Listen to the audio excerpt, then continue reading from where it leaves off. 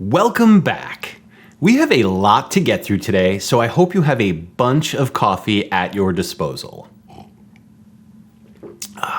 Today we're talking about working with layered artwork in After Effects, which is a very big topic. Specifically, we're going to talk about how to import layered artwork into After Effects from Photoshop or Illustrator, the main differences between Photoshop and Illustrator artwork in After Effects, and then finally, I'll be animating layered artwork similar to your homework. Yes, that's right. So you can watch how I would handle that. Along the way, I'm going to introduce you to two really important features in After Effects: pre-comps, which are amazingly useful and important, and effects, which are also super fun and really useful and important. To begin with, let me say that so far in this class, I have given you After Effects projects that contain artwork, okay? But in real life, if you've been hired to animate something, your client would give you artwork and you would have to import it yourself into After Effects. So we definitely need to talk about importing. Now, I know this doesn't sound like the sexiest of topics, but actually, it is. It's damn sexy. It is. Before we talk about importing, let me just first jump over to Photoshop and show you what some layered artwork looks like there. And I need to explain something very important about myself first. So, you might have noticed that I like wearing ties. Sometimes. But what you didn't know is that I actually have a company that sells ties, and it's called Knowles Neckties. Here's our logo, and this was designed for us by the School of Motion art director, Frank Suarez. So thank you very much, Frank. Now, here we are in Photoshop, okay? And just in case you've never used Photoshop before, we have the layers here, okay? Things are laid out in layers, and here's our art here. Now, just in case this is totally new to you, I should just point out a few things, which is that, for example, the things that are higher up in the layer stack are above things that are below it. Like, for example, my Knowles Neckties here, which is here, this layer is up here and it's above the yellow banner background, which is here. So it displays it above it in the visual order, right? So if I were to take this and move this below, that would now disappear from our view because we can't see through this yellow banner. I'm gonna undo that. Okay, put that back up top. So that hopefully is clear. That's the layer stack order. Something else that I might point out just right here at the beginning is that for this layer up top, for example, it's called the mounting hook. And if I get in really close and we look at it, you can see that it has this like drop shadow here. It's not the easiest thing to see, but you can definitely see it, right? And here I've collapsed that, but that's put on in Photoshop here as a layer style, okay, this drop shadow there. So just keep that in mind, that has a drop shadow on it. The shirt with the hanger also has that drop kind of shadow on it. You can see it right here. And then the hanger in here also has a slighter, like a lighter colored drop shadow, all right? So just remember that those are layer styles, okay? Okay, so just in terms of building a Photoshop document out for animation, there's probably some other things here that I could point out. The idea is that anything you want to animate separately or animate wants to be on its own layer, okay? I think that's probably pretty obvious, but just to make it clear. So like pretty much when Frank broke this down for me in Photoshop here, he made it the way that he thought things might want to animate, or he wanted to give me the choice of as many things that I might want to animate as possible. So he broke certain things down and did it in certain ways, okay?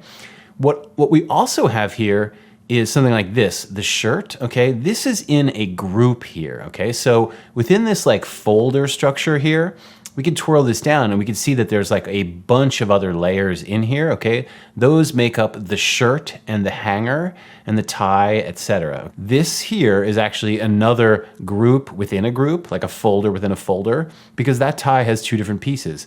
It has the School of Motion logo here, which is this, and then it has the main blue part of the tie, okay? And so I've got all these pieces.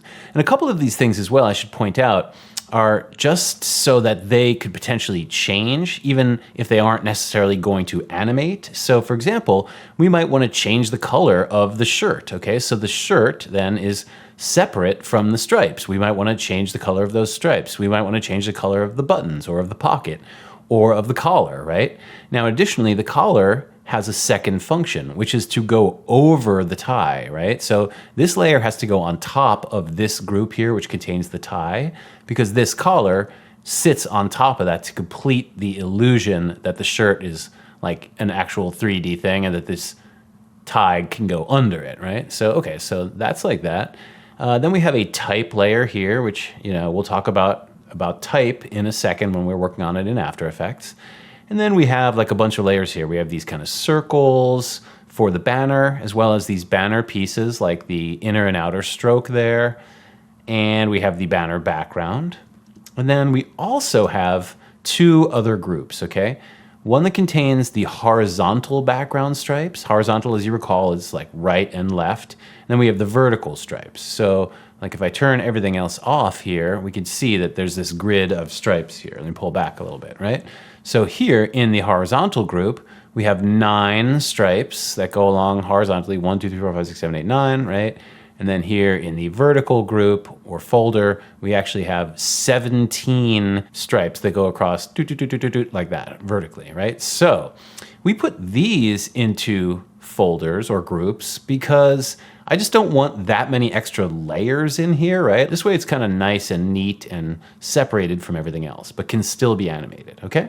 All right, whew, I am finally ready to talk about importing. So when it comes to layered artwork, there are actually 3 different ways to import into After Effects. So let me demo this for you. I should say right away that the keyboard shortcut for importing is Command and I. And I should say, first of all, that what I'm really talking about here is importing layered artwork, okay? So when it comes to non-layered artwork, like a photo or a song or a video or something like that, then there's only really one thing that there's only one way that you can import, basically, okay? So like, for example, this JPEG, like I could just select that and hit open, okay? It doesn't give me any options how it imports, okay, right? And by the way, if yours doesn't look like this, you might want to press this Show Options button down here, and then you can see some other options here, okay? So that's fine. So with non-layered art, you just bring it in the normal way. You can even just drag it in from your Finder and stick it here in your project window, okay? But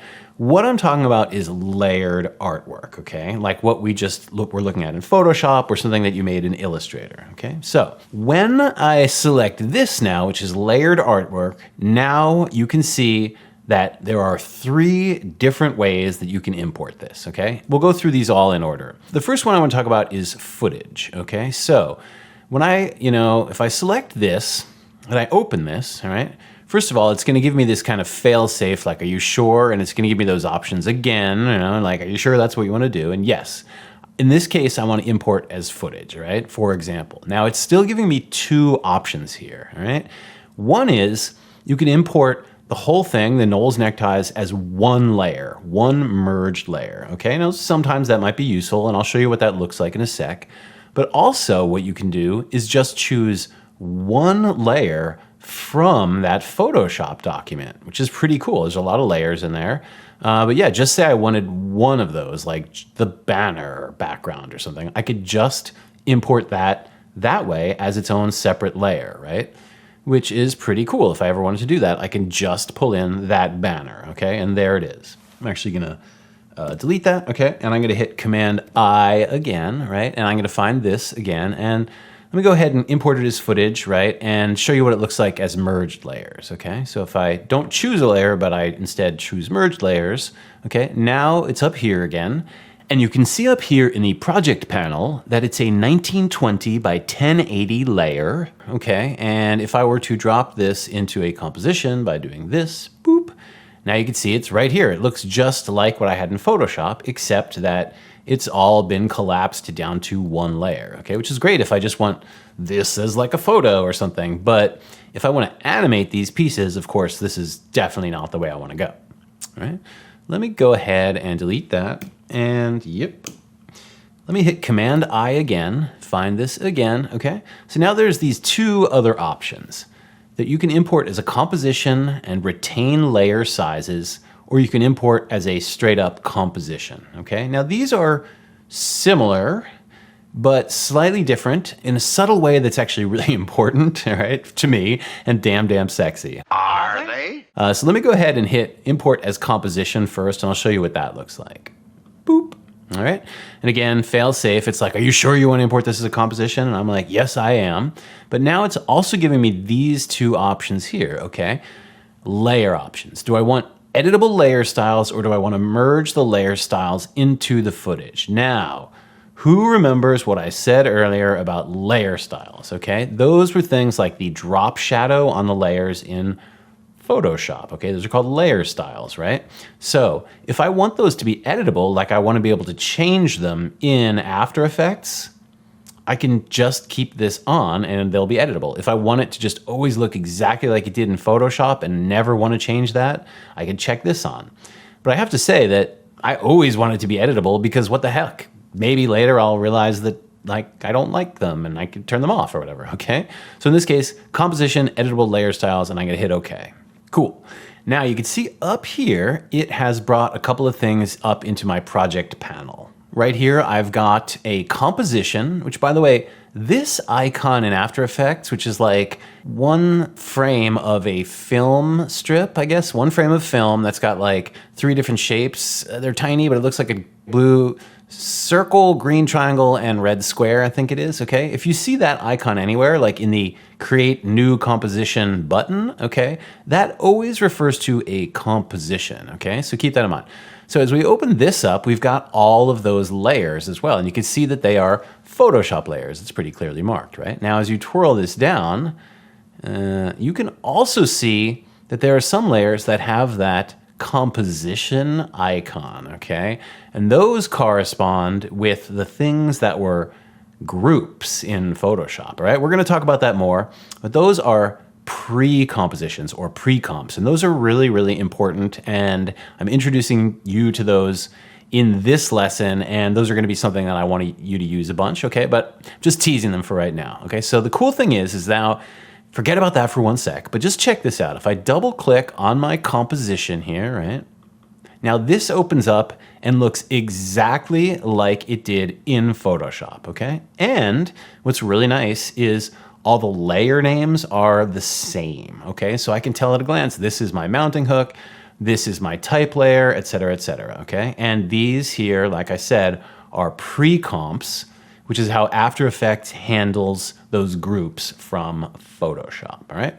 So before we get into all that though, I just wanna continue on the idea of importing, right? So what does this mean that we imported this just as a composition, okay? So what this means is if I go up here, let me look at one layer, okay, like my banner background, okay, up here in the project panel in this little window up here, okay? Right now, you can see that this is a 1920 by 1080 layer, okay? And even if you look at this thumbnail right now, you can see that it's brought in the entirety of the 1920 by 1080 space, and it's basically all empty space. Like here, if I look at this way, this is that layer in my comp, and if I press this button here, by the way, this is the solo button. If I press this, I can now just look at that banner layer. And if I press this toggle transparency grid button, I can now see that it's actually transparent behind this and not black, okay, unless I have this background layer on, right? So here is that layer, and there's a couple things to notice about it. Let me actually make this like fuchsia, and it'll be a little bit easier to see that the edges of that layer are here at the edges of this comp, right? It really is a 1920 by 1080 layer, just like it says up here in the project panel, right?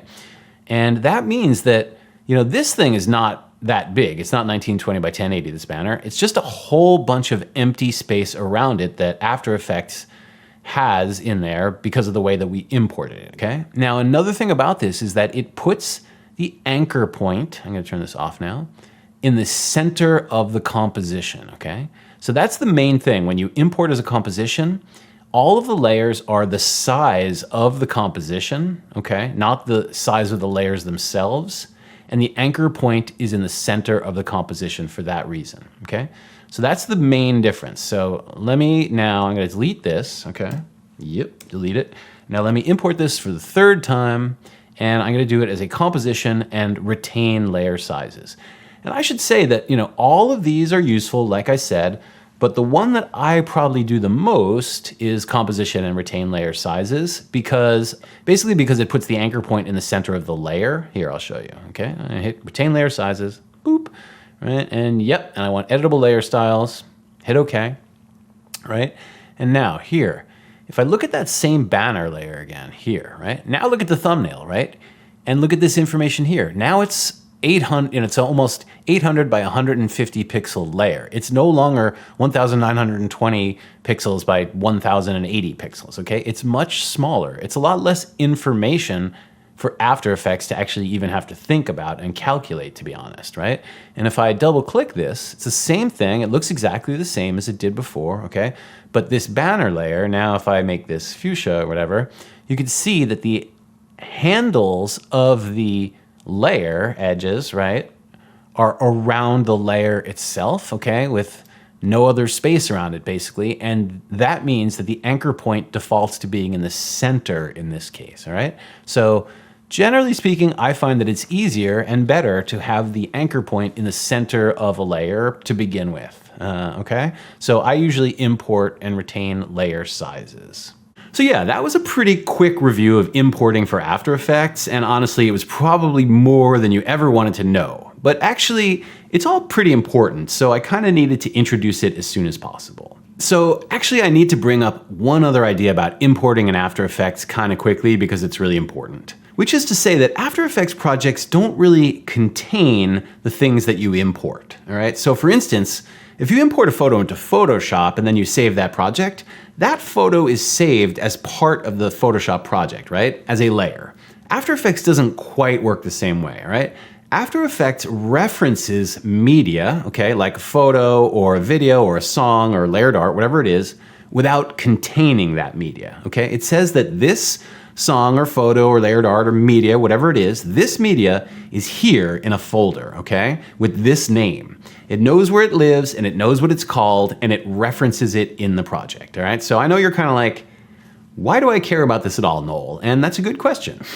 The reason why you care is because if you make art and import it into After Effects, you need to keep that artwork in the same place, right, in the same folder, and keep it with the same name of the file. Otherwise, After Effects is going to get really confused, and that file will show up as missing in After Effects, which can seem really scary when that happens. Now, I'm here to say that if this does happen, it's not the end of the world, okay? You can always reconnect that footage, but just know it's a thing that can happen, okay? So once you import art into After Effects, just go ahead and keep it in that same folder and keep it named the same thing, and you won't have a problem. Okay, so back here in After Effects, let me just show you how I can fix that issue if it happens to you, okay, while I'm here. So for example, if I go back over to my Finder, right, I'm gonna go back over here, and let's take the artwork, and this is actually what I'm working with in After Effects right now. And if I take this and I just put this into a different folder, right, when I go back here to After Effects, yep, I'm getting this error, okay, files could not be found, right? And that's because now it doesn't know where that is because I've moved it to a different folder, all right? So what does that look like? Well, what that looks like is acts kind of strangely, and up here, you can see that all of my layers now have this icon, which is like color bars kind of a thing, right? Yeah, so like, for example, this here, you can see here, this is like full color bars. So if you ever see anything that has color bars like that, I don't know why it's not displaying the color bars here in my viewer, but usually it does, but whatever. When you see color bars like this, you know that you need to reconnect the media, which is what this is called, all right? So basically, if you just find any of these layers, like banner background, okay, and I right-click on this, I can go to Replace Footage and File, right? And then I'll need to find where I just put that, okay, like here, and I'm gonna hit Open, okay? And now it's going to say 31 additional missing items have been found. Whew, okay. But now it's having some other problem as well. And it looks like some of the layers didn't reconnect, which is a little bit unusual. But what I'm going to just do is go ahead and select those. Okay, I don't know what happened. Possibly because I'm working off of a remote drive. I'm going to reload the footage. Okay, now those have come up for whatever reason as missing. Okay, so now let me just take one of these buttons, for example, and replace the footage with a file, okay, and then I'll find this again, and I'll hit open. Yep, and now it's found the rest of my layers. So yeah, if you ever see that your layers are missing and they're displaying those color bars, all it means is that you've accidentally moved the artwork into a different folder, or perhaps you renamed it. Either way, After Effects is just confused and you need to reconnect that media, okay? Got it! Moving on, let's talk about the differences between Photoshop and Illustrator artwork in After Effects. So here are two illustrations. One was made in Photoshop and one was made in Illustrator, right? And I think these are kind of indicative of how I think the styles turn out from Photoshop versus Illustrator, generally speaking, okay? Of course, you can use Photoshop and or Illustrator for lots and lots of things, but generally, when I think of Photoshop art, I think of things that are sort of photo-based and textured, okay? And have like non-necessarily hard edges and things, right? Whereas with Illustrator art, I tend to think that it's kind of clean and generally speaking not textured, though you can apply textures in Illustrator, but it's sort of clean and it's made from like basic shapes and things, right?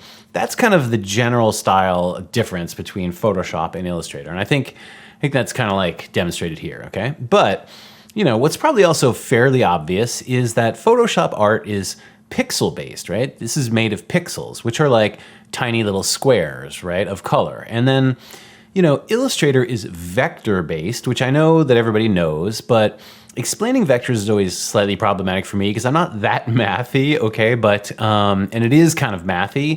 And the way that it works is I believe that vectors are like points and lines that are connected, and basically it remembers the ratio or the relationship between the points and the lines and the sort of Bezier handles and the curves and stuff. And so what that means basically, again, I'm not very mathy, is that Illustrator art can be scaled up, or vector art can be scaled up basically as big as you want, generally speaking. Now, for example, fonts are generally vector-based, okay? Because you need to be able to make them bigger or smaller, but generally bigger and have them stay sharp, right? Logos generally are designed also in Illustrator for this reason, right? And then photos, right? Photos are pixel-based, and so are videos, okay? So Photoshop and After Effects are pixel-based pieces of software. Now, it's also important to note that both Photoshop and After Effects, and in this case, let's just talk about After Effects, but After Effects has its own internal kind of vector system called shape layers. And it's sort of like a little version of Illustrator that you have in After Effects, okay? So you can generate vector layers in After Effects, so keep that in mind as well. Now, the only real difference between Illustrator and Photoshop art in Photoshop has to do with scaling and sizing and stuff. The way that they import, for example, is exactly the same, right? You can import layered artwork from Illustrator as well, just the same exact way you can in Photoshop, right?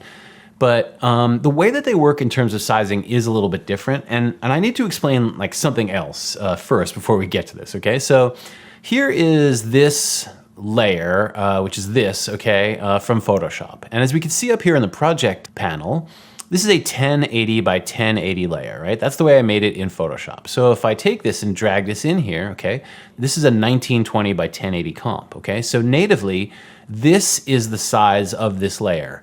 It's 1080 by 1080, which means it's the same height as this comp that it's in, okay?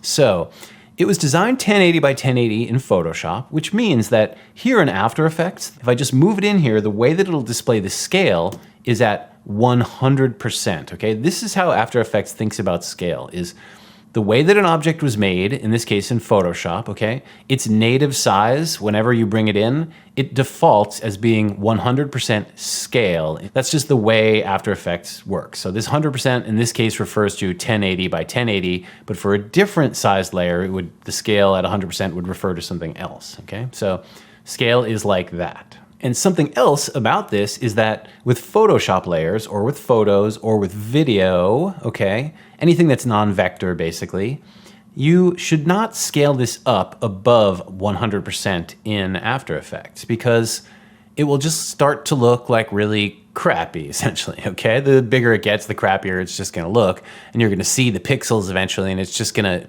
show the limitations of the art and it'll look cheesy and you'll get fired, okay? What was that last part? So that's the thing about Photoshop art is if you need something to be really big, like if you need this guy to fill the screen here, you need to set it up in Photoshop so that he is this size, okay? Or that photo is this size, right? Because you can't scale photos or Photoshop layers up above 100% in After Effects and have them looking good, all right?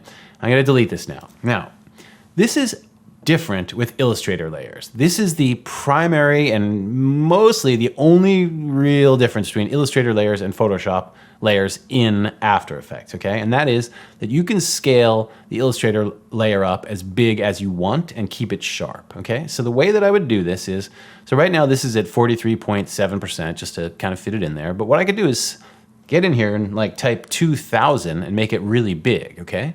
So now, right now, it obviously looks totally crappy as well, right? But I can fix that by pressing this button right here, okay? This is called the Continuous Rasterization button, which is a mouthful of a name, but if I press this, boop, now you can see that this is perfectly sharp, okay? Check this out. Off, crappy, on, perfectly sharp. No matter how big I make this, this will always stay sharp if I press this Continuous Rasterization button, okay? Now, confusingly, this button has two different names and two different purposes in After Effects. It's also called the Collapse Transformation button, and we'll eventually talk about that as well, but for now, we're just gonna talk about the fact that this button will allow Illustrator layers to stay sharp if they're scaled up above 100%, okay? And note that the Photoshop layer does not have that option to press that.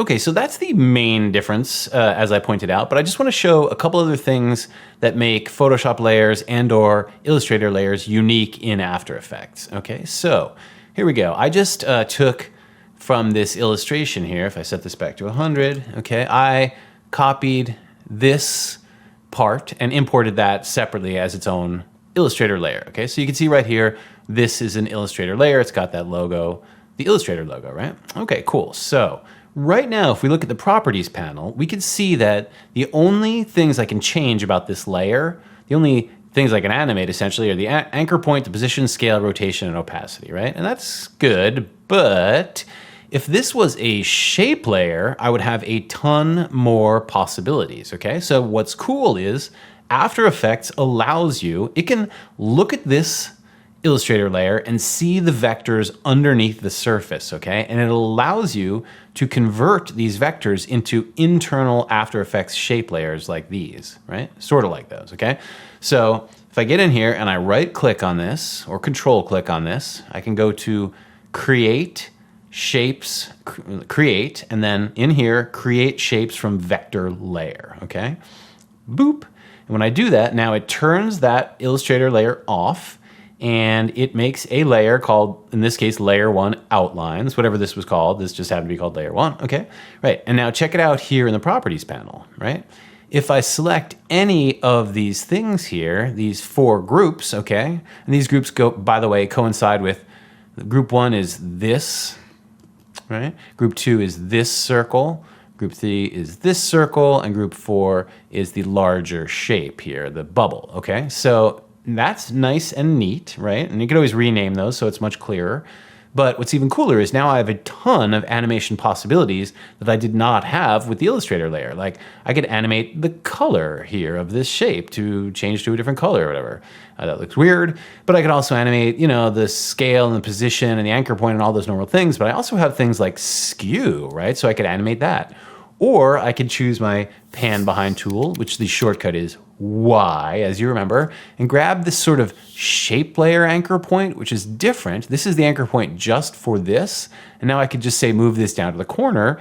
And then again, with this selected, just rotate this, okay? So that's really awesome. And there's no other way to do that otherwise, okay? So yeah, go ahead and try that out. I think that's a really useful thing, okay? So now the final thing that I wanted to talk about was when it comes to Photoshop, okay? So Photoshop works differently than Illustrator, obviously, and you can't just convert these photo layers somehow to like an After Effects shape layer or whatever. That wouldn't make sense. But what you can do is convert Photoshop type in an interesting way here, okay? So right now this is like some live type in Photoshop, but when I imported it, it's now a regular old layer here in After Effects. So if we look at the properties panel, I can't like change the type or whatever. It's not live type, right? All I can do is just move the position, scale, rotation, and opacity, right? Which is great, but check this out. If I right click on this or control click on the layer, again, I can go down to create to this submenu and then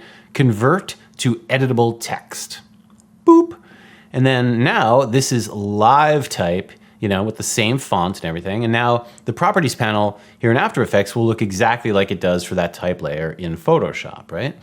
So for example, since it's now live type, if I decided, okay, this gentleman is in the UK or something, I could always change this now to say more tea was needed or whatever, okay? Which, yeah, hey, that's awesome. And it's just one little nice thing about Photoshop. But what else is cool about this is now that it's live type, I can go ahead, now that I know this is exactly what I wanted to say and I don't want to change that, what I can do is right click on this or control click on this again and go to that same create menu. And now I can create shape layers from that text, right? So again, now this is not editable in terms of changing the words or whatever, but now all these letters are shape layers, are internal After Effects shape layers, which means that I have many more animation possibilities and it's all nicely laid out here in the project panel. So I can animate things directly this way. And yeah, so that's really nice because otherwise I couldn't have done that even with live type. Okay, so that's the main differences between Photoshop and Illustrator in After Effects in a nutshell. Which means that we have arrived at the time for me to animate that amazing logo that Frank designed for Knowles neckties. Now, before I begin, I just want to say something kind of important, which is that it's always a very good idea to have a plan in your head for how you want something to animate before you start animating it, right? It's very tempting to just jump in and start making things move around, but that's not the best way to go in my experience. Because when you animate anything, just remember, you are telling a story in time, okay? And just like with any kind of storytelling, you have to reveal the pieces of information at the right time in the correct order so that people can follow you, okay? So for instance, you can't just say every part of the story at the same time. You also shouldn't put like so much time between the facts that people get really bored waiting for the next thing to happen, right? Animation is the exact same. Yeah, so here in After Effects, let's just go ahead and look at this logo. So when I look at this, what I see is three different parts of the design, okay? I see a background, which is these stripes, and I see the shirt with the hanger and the tie, and that's one area, okay? And then I see the banner with the type on it, okay? It's three different things. So basically the structure of my animation should reflect that, and it should be 1, 2, and then 3, okay? And this is really important. Everything shouldn't happen like at the same time. It should definitely go 1, 2, 3, okay? And in addition, I think I want it to go in the order of like least important to most important, okay? So I would start with the background and build that on, then the shirt and tie and everything, and then the name of the company, okay? The name of the company is generally the most important thing. But something else that's actually really important is that I want there to be overlapping action, okay? It would be really boring, like I was saying, if this goes like 1, and then there's a big pause where nothing happens, and then the second action, and then there's another big pause where nothing happens, and then finally the third thing happens, right? We don't really want pauses or gaps, in between those things happening, right? So we do want to pause though at the end once it's all on screen so that people can read the words and look at the logo. But the way this is going to work is like with overlapping action. So 1 is going to start, the background is going to start animating, and before that's fully done animating, right, then the shirt can start animating, and then before that's fully done animating, the banner and the type can come on, just so there's some overlap. And even though I want those all to feel like 3 different actions, I want them to feel connected, and I want the pacing to feel nice, like one leads right into the next without pauses. Okay, so now I think we are ready to start animating this. All right, actually I lied. I need to go over one more thing before I can start animating. Sorry for the tease, that is my way, okay? But do you remember those groups in Photoshop? So here in After Effects, if we look at them in our main composition, those things that were groups in Photoshop are right here. The shirt with the hanger, the background horizontal stripes, and the background vertical stripes, right? They have this same icon as I pointed out earlier, which means that they are kind of a composition of some sort, right? So you remember in Photoshop that these contained other layers, right? So how do we access those in After Effects, okay? Well, what we do is we double click on the pre-comp, okay? And that opens it up here in a parallel tab next to my timeline here, okay? And here you go. So here it is. If I were just to say like, turn off everything in here except for the tie, right? And I go back over here, we would just see the tie, okay? This updates into here live, right? And it happens in a parallel time, right? So if I go to 15 frames here in my main comp and I double click on this, this will now open at 15 frames in this comp. After Effects does a really good job of trying to keep the timing between these things really easy for you to work with, okay? And basically, pre-comps mean sort of jumping between these different tabbed comps and keeping track of like how the timings all work with one another. And it's slightly confusing for people the first few times that they do it, but I think soon after, pre-comping becomes very, very natural, all right? So I guess the question is why do we want to use pre-comps in After Effects, okay? Why do we do this, right? Well, for one thing, like with these background layers, okay, these stripes, if I just solo those, we can look at just these, right? Right now, as I said in Photoshop, these represent 26 layers, in here. This one has 9 and this one has 17, okay? So that would be like a lot of extra layers. It would like double the amount of layers that we have in here.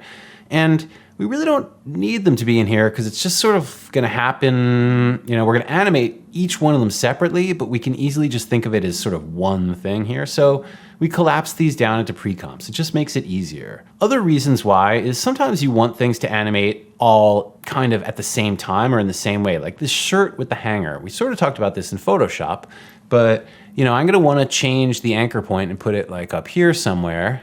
Actually, I'll put that precisely here, okay, which is sort of where the bottom of the hanger interacts with this hook here, okay? So now when I rotate this, I want the whole thing to rotate together, right? Like the pocket and all the various pieces, I want those to rotate together. So it's kind of convenient to have all these pieces with one pre-comp here so that I can just animate it together. But I can still go in here and now the tie, for example, is a pre-comp within this pre-comp. I know, mind blowing, but you can have pre-comps and pre-comps and pre-comps, all right? All that means is that the tie is also two different layers, okay? The tie has this logo on it, the School of Motion logo, as well as the regular tie parts.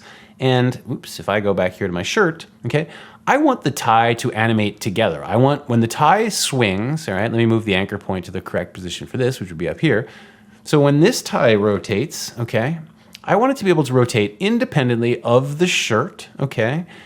But with the shirt, because it's connected to the shirt, all right? That's why I have it in this pre-comp as well, right? And then I want this School of Motion logo to also rotate with the tie when that rotates, okay? So rather than having to animate those two things independently, if I have them together in one pre-comp, it's easy to animate this, right? Same with the shirt overall, right? Okay, so that's sort of two pretty obvious things about pre-comps. It just makes it easier to organize things and sometimes animate things, okay?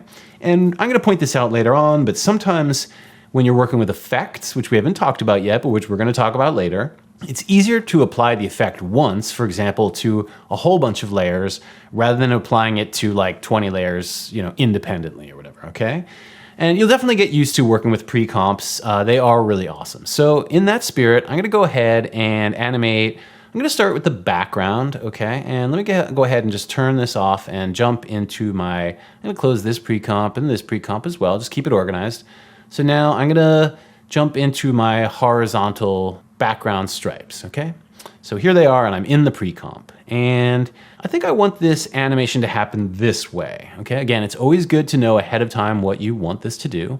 I want these layers all to come on independently, and I want them to track, I think I'm gonna have them start here at the bottom and move from the right to the left, okay? And I'm gonna also stagger them so that the one on the bottom happens first, and then this one happens second, and so on and so forth, all right? It's gonna have a kind of cascade animation effect to it, all right? So there's actually a few different ways that I could potentially animate this, okay? I could animate this with position and just have this start like over here and then move in over that way, okay? So start fully off screen and then move in to be on screen, okay? Like start over there and come boop, like that. Or, right, I could also use a mask. We've sort of briefly talked about masks, but just to review this again, if I have a layer selected, especially one that's not a shape layer, okay, I could just choose this tool, and now this tool will make a mask, right? So as I select this, you can see that I can mask over this shape, all right? And then in here, if I press M to reveal my mask properties, there's a mask path. And so I could like make a keyframe there, and then I could move in time, or I could actually copy and paste that, and then go back to the beginning, and then I could animate this mask off like that, right? And then it would appear like this is just coming on like that. So I could animate this way as well, but I don't wanna do that in this case, right? I wanna do the thing that I think is the most elegant, which is to use scale, all right? So we go to like 20 frames. That's how long I want the animation to happen over, okay? And now I wanna animate this with scale so that it does that same animation, which means I need to move the anchor point over here, okay? So this is the most, I think, elegant way to go, and I'll explain why in a sec, but means that I have to move the anchor point, okay? We've sort of done this before, but let me just show you this again. I'm gonna choose Y for my pan behind tool, and then I'm just gonna move this over here, and I'm going to hold down on Command and kind of click this into place. Now what I wanna do is get close enough so that I can actually put it here, okay? I want it right there on the edge and in the middle, not here or here, because this is going to scale from this point, so this is actually fairly important. So I grab this, and I need to get back far enough to actually see the anchor point, okay? And move this over here, I'm gonna command click and move it there, okay? Do this next one, and I'm gonna put these all over here, and this is fairly tedious to watch, but you're gonna have to do this, okay? So I'm gonna make you watch me do it this time, but maybe not fully on the other side. Looks like I just gotta click that up there, okay? It can be a little bit finicky. Just holding down on Command and moving these all over and making sure it's in the center there, okay? Click. And I feel like I should have like a joke to tell here, but I don't, so you're just gonna have to listen to me. Cool, all right, yeah, I think this is the last one. Yep, and maybe what I'll do is get in closer and just make sure, just double check, it can't hurt, those all went to the right place. Looks like they did, okay, and okay. And by the way, you can just zoom in and out of your window layer by hitting Command, and it feels like the plus and minus that are next to 0 or between 0 and delete, but it's actually the underscore key and the equals key, but I tend to call them plus and minus. Okay, those will move you in and out of your window, or if you have a scroll mouse, I can just like scroll in and out of this. Cool. Anyway, great, I've set those all.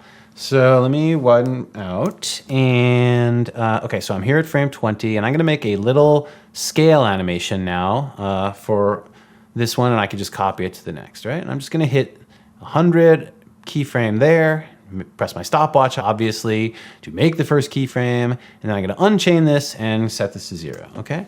The reason I think this is more elegant than using position or mask is because of that, because I have a simple animation that goes from 0 to 100, okay? That's very basic. It's not like with position, I'd have to use like some weird position numbers, and with mask, like I would basically have 2 mask points, but those don't have values associated with them like these numbers, so it just doesn't seem as elegant, okay? So this is the way I'm gonna animate this, and I tend to like that gag where you move the anchor point and animate on scale, all right? So I'm gonna copy this, right? And what I could do is paste that now into all of my layers, just hit paste, okay? And now I'm gonna press U and reveal all of the keyframes, right? So now I just wanna kind of space these out. And by the way, I could turn this off so you can actually see what's happening here. Oh, and it looks like I did not change the anchor point for the top 2 layers somehow. I must have forgotten. So this is useful. I'm gonna move to the end here of the animation, and now I can just move the anchor point even though they're already animated. Don't know how I forgot that, but it's useful to turn that background off to have seen that. Okay, and let me grab this and move this over here like that. Okay, cool. So now they should all animate the same way, like this, right? Great. And this feels like a pretty good pace for that. I don't want this too fast, so it's like whipping, or too slow so that it's really boring, all right? So now I just need to make these so that the one on the bottom happens first, okay? So what I'm gonna do is select all the layers except for that, and let me get in closer here. I'm gonna press, you can just twirl this to get closer, this sort of little mountain, big mountain thing, or you can press, again, the underscore or equal sign, the one that's next to zero, between 0 and delete, those two keys, which I tend to call plus and minus, okay? So if I get in close, now what I can do is, I've deselected this one, and I can just click this back one, all of these, so I just move them one frame, and now deselect this, move this one frame, deselect, one frame, deselect, one frame, etc., okay? This is fairly tedious to watch somebody do, but again, you will have to do this many times in your After Effects career, I promise you. Okay, let me move this back to one. Okay, cool. So let me just put a work area here, and it looks like this now, right? So that's really fun. Alrighty, so good enough. And if you want, we can go back to our main comp and now see that all in the main comp, right? Now these layers are a little bit hard to see here in the main comp. It's the way that Frank designed it, and we can actually change that contrast at the end, but for now, I'm just gonna leave it like that, okay? But you can kind of see the animation there. It's a little faint, all right? So let me now go into the vertical pre-comp by double-clicking that, okay? And now I have to do the same thing here. I want these layers all to also start at the bottom, so I'm gonna move the anchor point of all 17 of these to the bottom. Now, I don't wanna bore you silly, so I think what I'm gonna do, since I'm gonna use the exact same method, is I'll show you this once, okay? And then I will fast forward and mercifully spare you how boring this would otherwise be, okay? Select the layer, choose my pan behind tool, and move down, with holding down on Command, and then I'm gonna click it right into the center there, again, like right into the center, not the left or the right, but the center, all right? So I'm gonna do this in fast forward for the rest of the layers, starting now.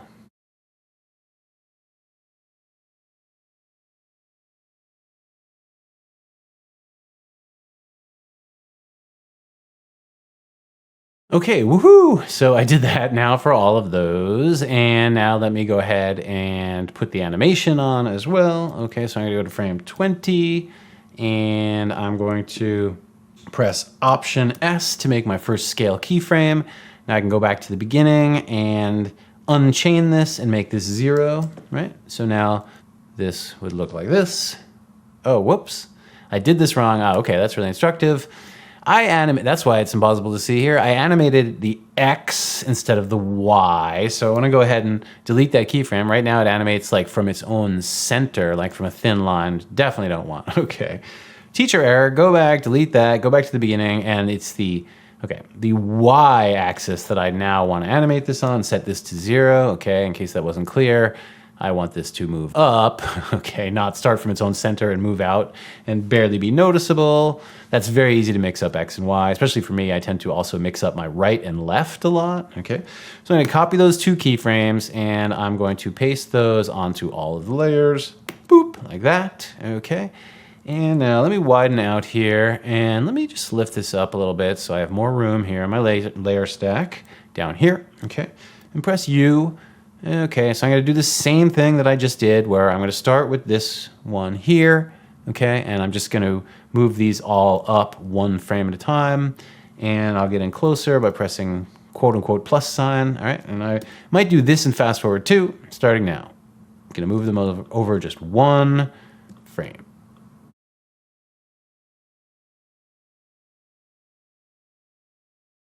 Cool, so now it looks like this. Great, okay. And if we look at those together, now we can lower this back down again. Okay, so now it looks like this. Yeah, that's really fun, I think. Yeah, looks really cool. It's very subtle now because the colors are so subtle, but if we were to watch it like without this and with this off, it would be less subtle. It would look kind of like that, right? Sort of a threading action. It's very hypnotic to the eye, all right? I'm gonna put this all back on. Cool. You see how cool those pre-comps are now? well, hopefully you will eventually learn to love them. Okay, so now I'm done with the background, so let me go ahead and animate the shirt. Let me turn the shirt with hanger on and also turn on this mounting hook because I got to figure out something to do with that as well. Okay, so for the shirt, I know that in my mind, what I definitely want is an animation with rotation that, does something like this. And what I was kind of hoping to do at the end is have a nice little oscillation where it's sort of like, just at a slight angle, and then it kind of drifts down to a nice gentle stop, okay, when it's at, at 0 rotation or something, right? So I kind of want that. So in order to set that up, I think I'll bring this on screen by doing a quick little scale and then rotation animation to sort of set up that little oscillation, all right? So the way I would do that is I'm gonna go somewhere down here. Remember, I want sort of an overlapping action, so I kind of want this to start before my layers in the background are done drawing themselves on. So, for now, I'm just gonna say that that's right here, but I could put that, anywhere that I want. So let me go ahead and press S to also reveal the scale of this, so I can now see scale and rotation.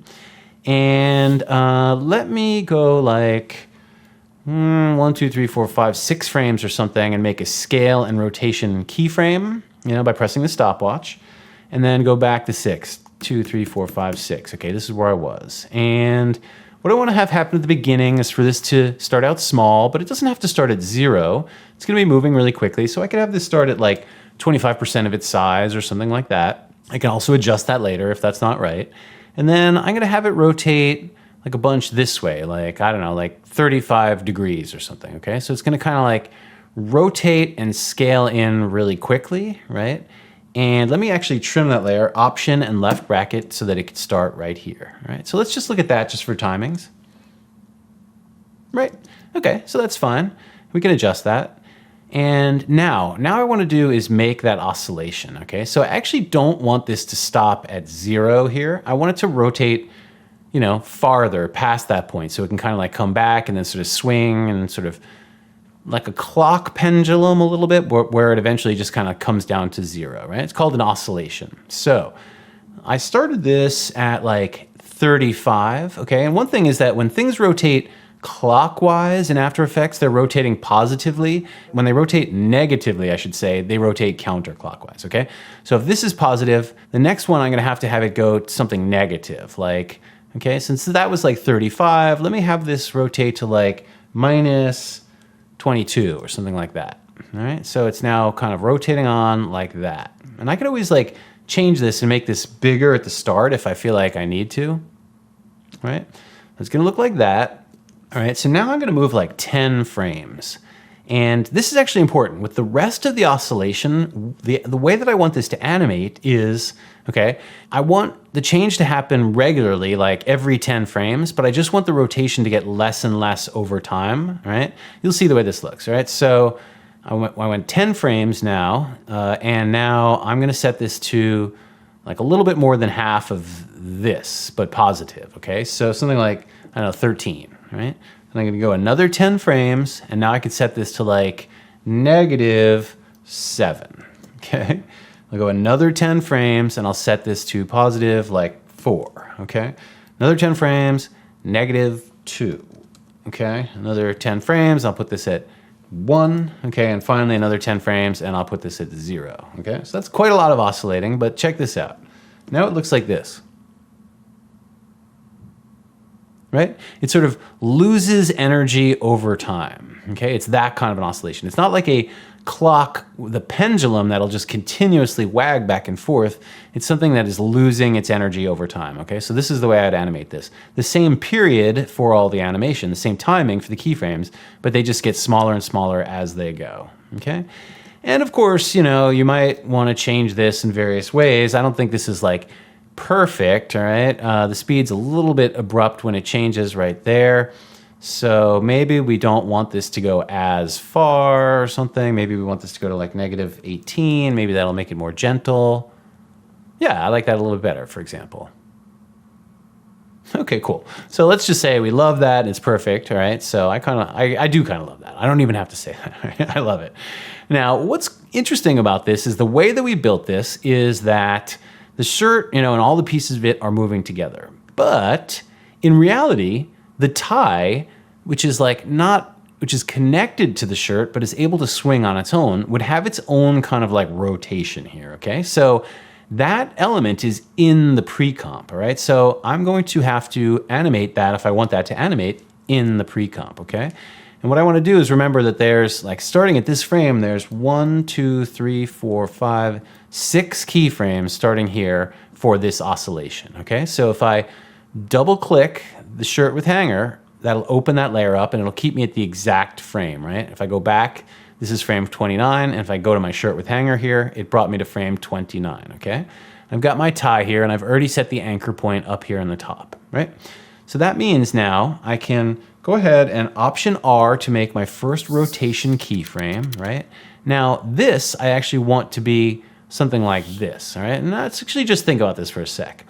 As the shirt swings this way, okay, on these first 2 keyframes, it's turning this way.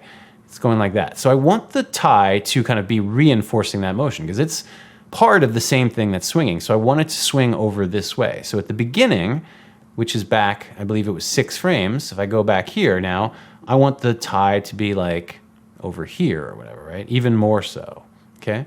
And these values actually should probably make sense. So it should probably start at just say like 30, okay? And then when it swings down to like minus 25 or something. I don't know. There's quite a lot of force there at the beginning, okay? But now I know if I go 10 frames, there's 6 more oscillations here, okay? So, and they're each 10 frames apart. So I can space this out. So this now goes to, more like 7, 18, okay? And then 10 frames and put that down to minus 10, okay? 10 more frames, and that'll go to 6. Let's see, how many was that? 1, 2, 3. So I'll go 10 more frames, and I'll put this to minus 3. Okay, 10 more frames, and I'll put this at 2. And oops, I think I did too many now. Let's see, 1, 2, 3, 4, 5, and then I need one at 0. Okay, the final one has to be at 0. Okay, so let me make this, instead of 2, I'll make that 1. Okay, and I'll make this negative 2 instead of 3. Okay, and then this one was 6, so I'll make that. So let's see, it goes 10, and then I'll have that go down to 5, and then to 3, and then 2. Okay, so then this tie, let me set the work area here. Boop. Okay, so then the tie oscillation is going to look like that. Okay, that's going to get slower as well, like this. Okay, and if we look at that all together, now it looks like this. Right? And that really adds a bunch of life to it. You can really feel that the tie is additionally rotating. And there's something about it that makes it feel kind of realistic. Now, check this out. So they are definitely like ending at the exact same frame now, but what we could do is offset these keyframes by 1 frame just by moving this 1 frame, okay? And it'll change the way that animation looks. It'll look a little bit looser now. Okay, like it's not quite as connected, right? It sort of has like an interesting quality to it now. Now I will say, you can actually move these like so much, like if I move it like 3 frames or something, that this would, I think, be uninteresting or weird looking at this point, right? Because it doesn't look right. It looks like it has some sort of weird delay to it now, right? But if I undo that, put it back where it was, okay? Now you can see it doesn't look like that just from 1 frame. It's got just a little bit of looseness around it, okay? So overlapping your keyframes sometimes with rotation is like a really good thing to do because it adds like a little bit of extra rubberiness to it or something. It looks like it has weight to it, the tie. Like the shirt starts moving back, but the tie keeps moving in that direction for like 1 extra frame. So it just feels just a little bit nicer. I don't know. It's hard to describe, but that's how I would do that, okay? It's got a little extra waggle to it. Okay, so now that that's done, what I'm gonna do now is animate this hook. Okay, this is the thing that's kind of on screen at the beginning now. And I don't want it to be because I want my background to start. But the way that I've built my background is that it's kind of moving from the bottom up, all right? And that's sort of how I want to animate this as well. I want this hook to start down somewhere, maybe toward the middle, and move up, okay? And I want that to bring our eye sort of from looking at the background and put it right up here, okay? Because that's where my tie is gonna, my shirt and tie rather, is gonna start animating from, okay? So there's this idea of eye trace, which is basically the idea of like moving the viewer's eye to the right place, okay? So I wanna use this hook to move the viewer's eye to where the animation of the shirt is gonna happen, okay? To help bridge the gap from the background into this next part of the animation, okay?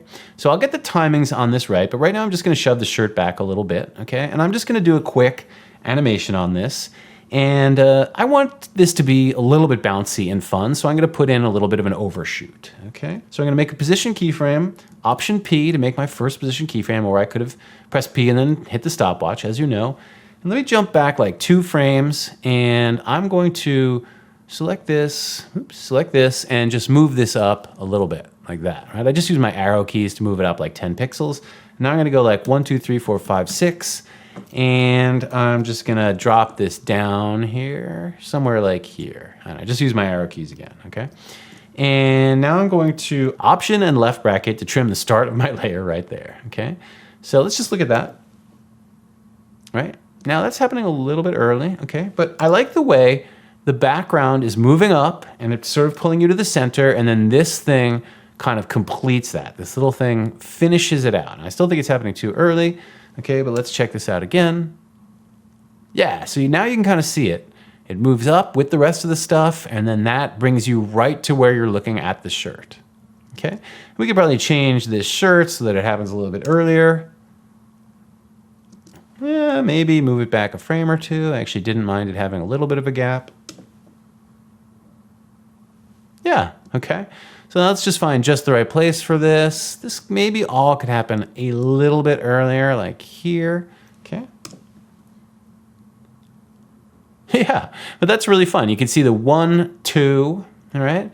So we've got sort of the first and second parts of this animated. So now let me go ahead and move on to my banner layer, all right? So, okay, let me turn all these things on, and I'm actually gonna also make these like yellow so I can just sort of tell at a glance that those are all the layers related to my banner. Okay, so how do I want to animate this? Well, these are kind of irregular shapes here. It's sort of a rectangle, but it's got these kind of circles notched out. I don't know. I think I want these to come on kind of fast and also be sort of bouncy. So I'm just gonna animate these also using scale, and I'm also gonna unchain the scale. But I'm not gonna do it from the edges like I've done before. I'm gonna do it from the center, okay? So check this out. Got my banner, and right now, because I imported and retained layer sizes, the anchor point is directly in the center of this layer, and it is for all of these banner pieces, okay? Which is really convenient in this case. That's the way I wanted to animate. So, again, I'll figure out the timings, but it's somewhere around here, okay? I'm gonna go ahead and press Option S to make a scale keyframe, or I could have pressed regular S, and then just pressed the stopwatch button to make my first keyframe, okay? And I'm gonna do this quick also with kind of those same timings that I did the mounting hook. So like 1, 2, 3, 4, 5, 6 frames. And then for now, I'm just gonna get the timings, the keyframes. I'm just gonna copy and paste that. And then I'm gonna go 1, 2, and paste that again, okay? Right now there's no animation, but I'm gonna Option and left bracket to trim the start of that layer here at the start of the animation.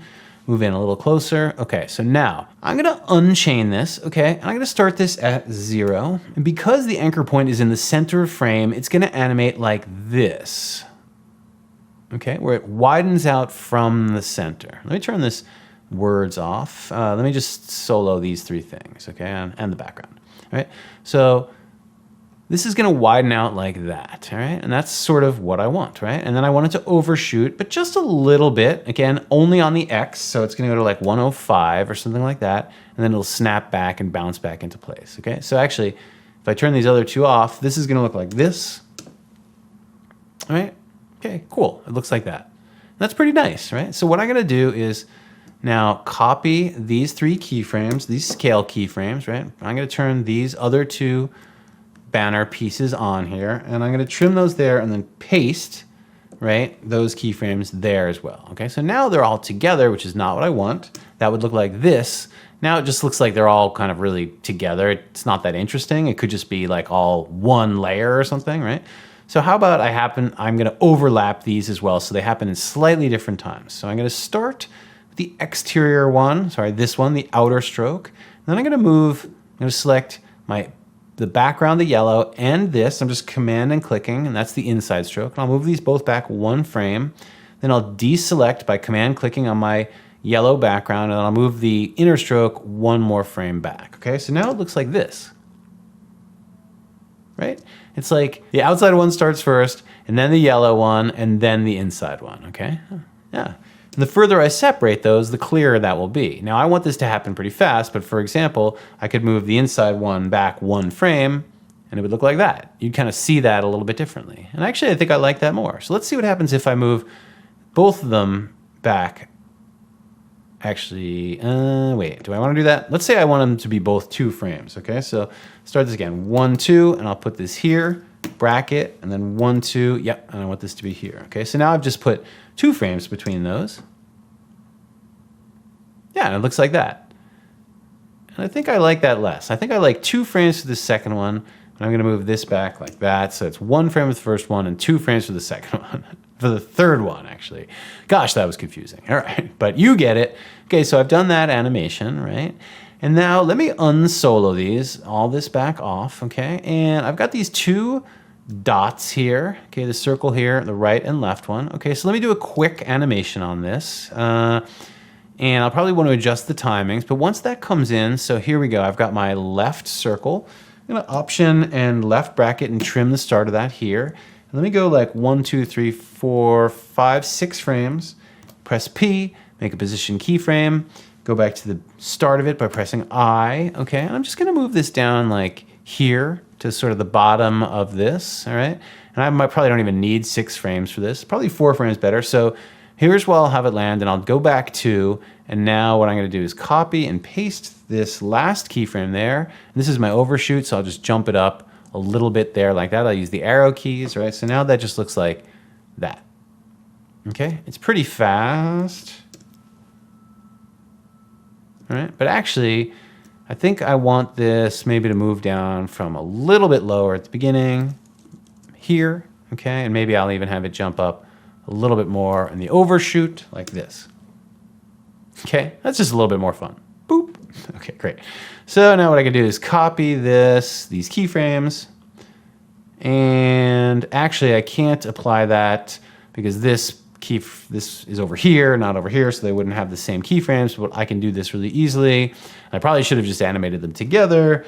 Let me go here to my final keyframe and press Option P to make a position keyframe here, okay? And now I'll go to the overshoot. I think I click this up twice like that. Okay, and now I'm gonna go back to the beginning and move this down so that it's in the same place. Yep, that looks like it's in the same place. Oh, by the way, that's a good keyboard shortcut. So I had the layer handles on, which made it really hard to see like where this was. So the keyboard shortcut to turn on and off the layer handles is Shift Command and H. And now I can look at that without all that stuff around it and see that it's in the right place. And then I can always put that back on by Shift Command H again, right? Now I'll see the motion path and the handles and stuff, right? So now I've got these which animate together, but in the end I want those to animate at different times. But let me go ahead and animate the type so that I can figure out what those timings are, okay? So the type here, yeah. So I showed you this earlier, and this is awesome. I'm gonna option trim this here, left bracket to trim the start right here, okay? So now this was a live type layer in Photoshop, okay? But like that thing I showed you earlier, when I imported it, it's no longer live type here, okay? And I don't necessarily want it to be live type because I don't want this to change, but I wanna do that thing that I showed you where I convert this to shapes now, because I think it would be easier to animate this and it would give me additional animation possibilities, right? So if I right click on this, I can go to the create menu and go to convert to editable text, right?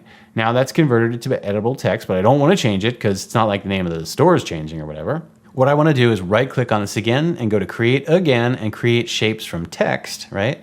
Now that turns that type layer off, and I could like move that to the bottom, Shift Command and left bracket, and just like lock that there, right? But now I've got this as an outline here, okay? These are now shape layers, right? So I have additional animation options, and I also have in my layer controls, in my properties panel, right? I've got this all, well, you can't see it here, but if I twirl this down here, you can see that I've got all of these letters as individual shapes that I can click on, and those all have animation possibilities in here that I did not have before. Like I could change the individual colors of these letters, etc. Okay, so here we go. I'm gonna do a quick animation just in the properties panel here. All right, so check this out. All right, so let me move like 10 frames, okay? And from my start, and I'm gonna select the N first, all right? So the N has its own, and let me actually lower this so I can make my properties panel a little bit bigger here, okay? So the N and all these shapes have their own individual position properties here, okay? So that means if I make a keyframe for this by clicking on the stopwatch, okay? Now I can animate it here in the properties panel. So if I go back and press I and go back to the in point of my layer, okay? Now I can drop this down this way, right? So this N is now below my banner. Oops. I had caps lock on, so it didn't refresh the screen, but there you go. So now this is down there. It's hard to see because it's blue on blue, but you can see that it's not there, right? And I've got this simple animation here. So let me go ahead and just very quickly, this is just one frame right now. Okay, so let me go like 10 frames, okay, and drop this keyframe back here, okay? And now let me go 2 frames, and I'm gonna copy and paste that keyframe there. Now I'm gonna make a little overshoot by moving this up, okay? I don't want to move this up too much, all right? It's still gotta stay classy here and not be totally cartoony, but now this means I can take these keyframes and copy them, okay? Command C. And now, if I go back to the beginning of the layer here, right? What I can do is select my O here in the properties panel, right? Move 1 frame by pressing page down and paste those keyframes there for the O, okay? So now I'm gonna just do this a bunch of times. Select, page down, paste. Select, page down, paste. Okay, and now you can kind of see here that something's happening, right? Now if I select my layer again, and here, let me twirl this up so this now, I can see stuff in there, all right? Okay, so I press U on the layer here. Now you can see I've got a ton of keyframes in there for this animation. So now it looks like this, right? And that's really fun. Woohoo! Now I think that actually looks really slow. So let me take these all and edit these keyframe timings, right? Just in case it's not clear from all the work that we've done so far. If I take keyframes and move them closer to one another, like I'm moving these closer to the beginning, now this animation in here will happen faster, right? And if I take these and spread this out, the animation will happen slower, right? So I move them closer together because I wanted to see the animation happen a little bit faster. Yeah, like that. I think that's more fun. Okay, great. So now I can collapse that down, right? And now let's figure out the timings for these dots. Let me zoom back a little bit. So the shirt, the banner starts to come on here, okay? When the banner's around here, I think I can have that first dot start to come in, right? Like around here, right? Which means that around here, I can have the type start to come on as well, maybe 1 frame after that. And then when the type finishes, like around here, when it's getting finished, now I can have this final dot starting to come in as well, okay? So roughly that would look like this. Okay. Oh, and there's one thing I need to adjust here. Right now, okay, the letters start below the banner, which is not what I want, okay? This is the animation I want, but I get distracted by seeing them kind of move past these banner stripes here. So what I want is to contain this animation within this banner layer here, okay? And there's a couple ways to do this in After Effects. The most basic way is just to use a mask. So that's what I'm gonna show you right now. That's how I would do this. And probably in your homework, that's how you should do that as well, okay? So I'm gonna select this layer. Now, this is a shape layer, okay, because I converted it, right? So when I make a mask, I have to make sure to press this button here so that this tool creates a mask and not another shape layer, which is what would happen if I did this, okay? I think we talked about this one other time. So I want a mask here on my shape layer, so I have to remember to press this little button right here, okay? And now what I could do is just get in here and create a mask so that it contains it within this inner banner, right? So that when it animates now, it looks like this, right? Like it's happening inside of there, and we don't see it moving past these stripes here, okay? Let me zoom back now. And here's a good shortcut, Shift and the slash that's under question mark we'll move the viewing window to the center and try to fill it, right? So let me close this all down. Great. And let's watch it all together and just get the right timings in there. Okay, whoops, let me go back to the beginning, set my work area to the beginning, and actually what I want is once this finishes the type, okay, I want a couple seconds of pause there at the end. So I'm gonna set this just around 4 seconds. Yeah, okay, that's pretty fun. The only thing I would say is in terms of the 3-part action is that the banner comes on before my eye is done looking at the shirt, all right? So I'm gonna push that back. Okay, here are my banner layers here, all of these, the yellow ones and the blue type. And so where should this stop? Well, here the shirt's kind of stopping and it's getting really slow, but I don't want it to start there. I want it to start as it's kind of slowing down more. So maybe like here or something. Let's see. And again, I want this to have some time after it all writes on. All right, so that's too long, I think now. Split the difference here.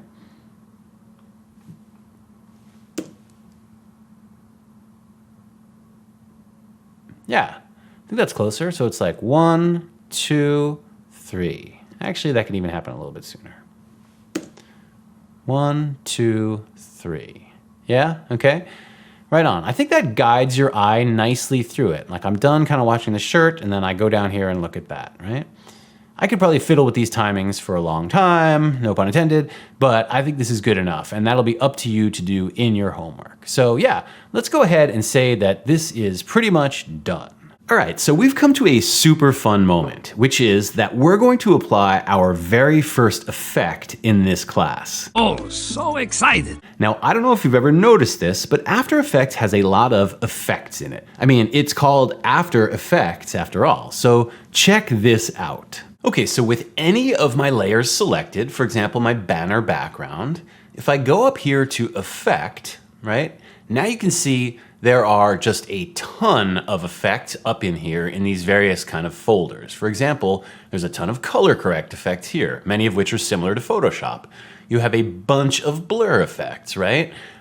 We have so many effects in here that I actually can't take the time right now to describe them all, but what I want to talk about are generate effects just for 1 second. Specifically, I want to talk about generate fill, okay? But let me just explain that generate effects as a category tend to generate things for you, kind of from whole cloth. For example, if I made a new solid, I could apply advanced lightning and then I would have like a pretty realistic looking lightning beam on there that I could animate, all right?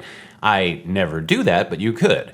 Or you could have a cell pattern that you could, animate and move around. Or it could generate just a straight up checkerboard for you, or a circle, all right? So these effects will generate specific things for you. Generally speaking, you need to apply them to a solid. In this case with fill, I'm going to apply it to my banner background here because I just want to fill this shape in with a color, right? So when I apply this, boop, now it applies it with obnoxious red and fills that whole layer there, right? If I solo this, the whole thing has now been filled red, okay?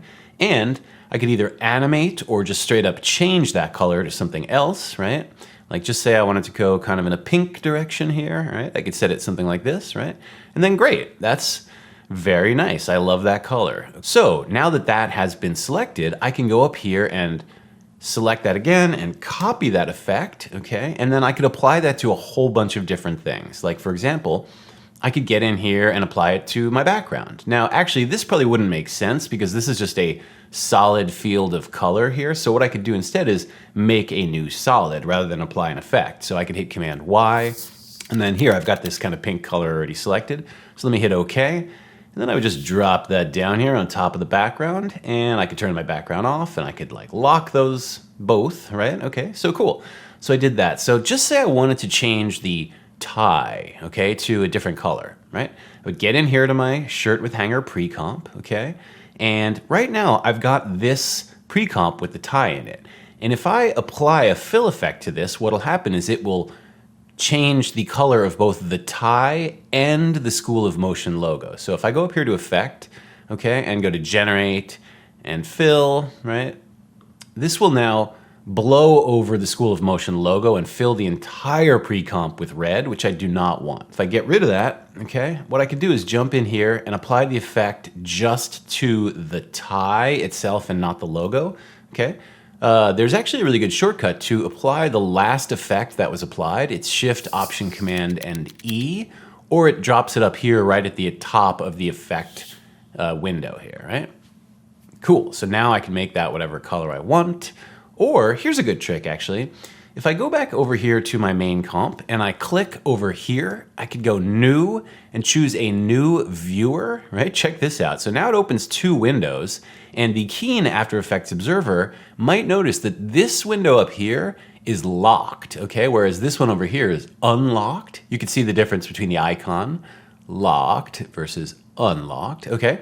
So now what that means is if I jump here into my other pre-comp, right, into my tie pre-comp, I can keep this open, the main composition open, because this is locked, so it won't change, right?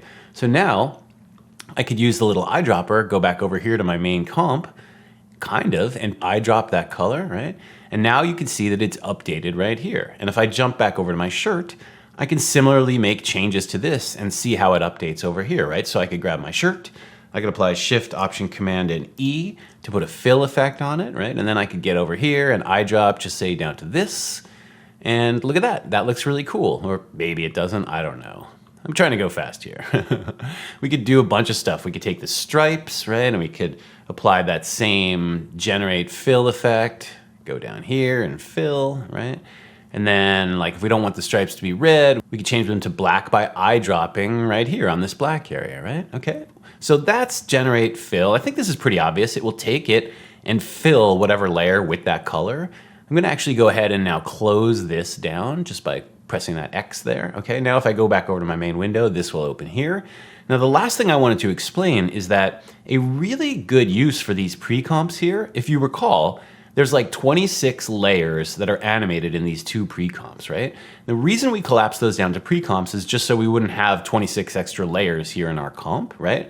But another nice feature of this is I can apply an effect, like my fill effect, and it will apply it to all of these different stripes at the same time, right? So if I go up here and choose fill, now you can see that all of those got filled in, and I can do the thing where I eyedrop here and choose like a better color, right? So it's a little bit more easy to see, okay? And then if I copy this, I can just apply that directly to all of these stripes on the vertical pre-comp by pressing paste, right? And now those all animate and everything stays the same except for the colors have been changed, right? So yeah, that's a really simple use of a generate fill effect to change a whole bunch of colors. Thank you so much. This was really fun. I hope you learned a few things about Photoshop and Illustrator and After Effects, as well as some animation tips to think about and play with in your homework. Speaking of, when you get a moment, go ahead and watch the next exercise video, and I will see you there. Thank you so much.